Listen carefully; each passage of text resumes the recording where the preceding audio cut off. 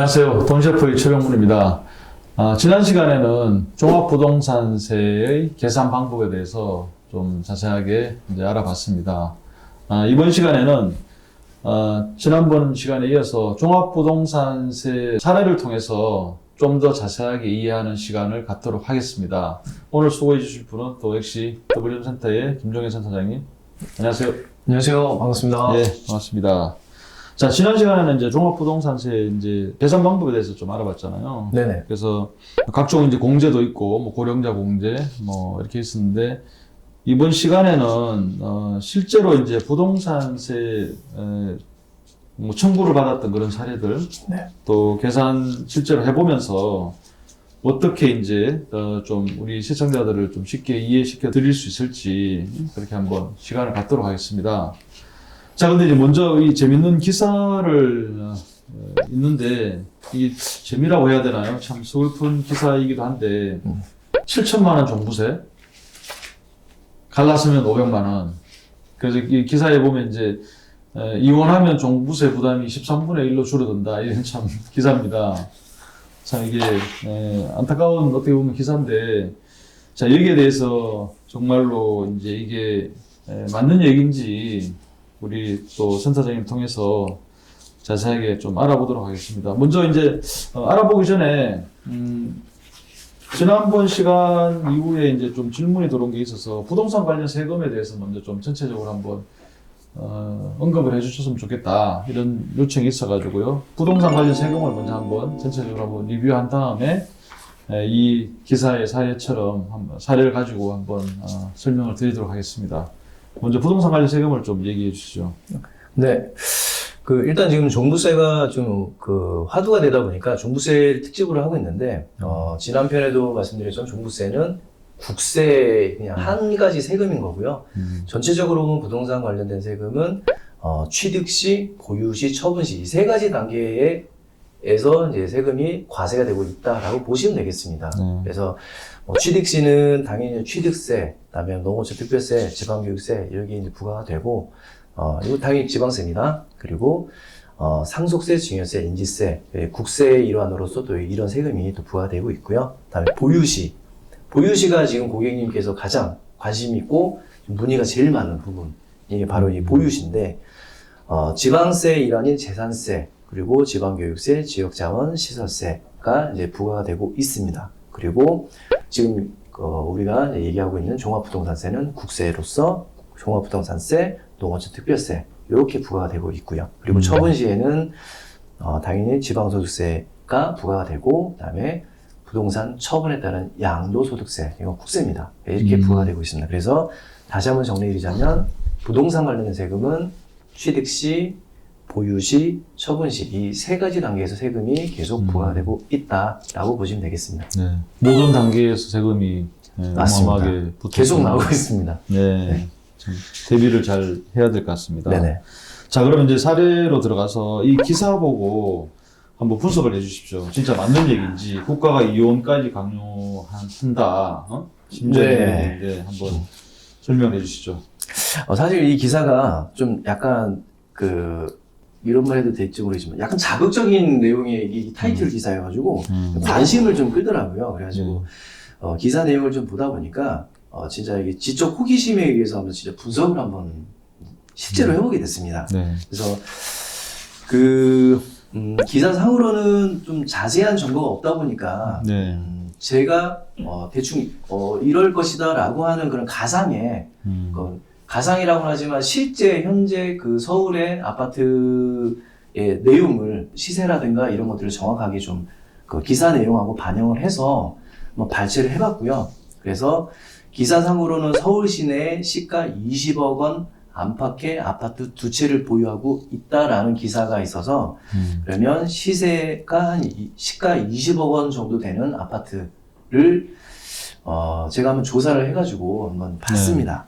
그랬더니 그 아파트가 공시가격으로 얼마 정도가 되냐면 약 12억 3,800만 원 정도가 공시가 되고 있고요. 이런 아파트 두 채를 서울 지역이 조정대상 지역이니까 조정대상 지역 내 두 채를 보유하고 있다라는 기사상의 이 가정에서 한번 이렇게 계산을 해봤습니다. 그랬더니 실제 기사에서는 7천만 원이라고 이제 나왔는데 어떻게 계산했는지, 그러니까 일단 제가 계산하는 거에서는 약 4,600, 약 5천만 원 정도의 이제 종부세가 나오는 거예요. 그럼 여기서는 이제 제가 먼저 좀 그 말씀드리고 싶은 게 공시 가격이 차이가 있을 수가 있어가지고 이게 네. 그 금액 차이는 좀 달라진 것 같아요. 이제 시가는 20억이라 하더라도 실제 이제 공시 가격은 좀 달라질 수 있거든요. 그러니까 어떤 매매 타이밍에 따라 가지고 시가가 높게 나올 수도 있고 적게 나올 수 있는데 하여튼 기사는 시가 기준으로 얘기한 거고 저희도 이제 시가 20억 기준으로 이제 러브하우스로 뭐 12억 3,800 공시 가격 이렇게 계산한 거니까 이제 요 계산대로 그냥 보시면 될 것 같습니다. 네네. 기사상에 고객이 가지고 있는 아파트는 공시가격으로 24억 7,600 정도로 일단 잡아봤고요.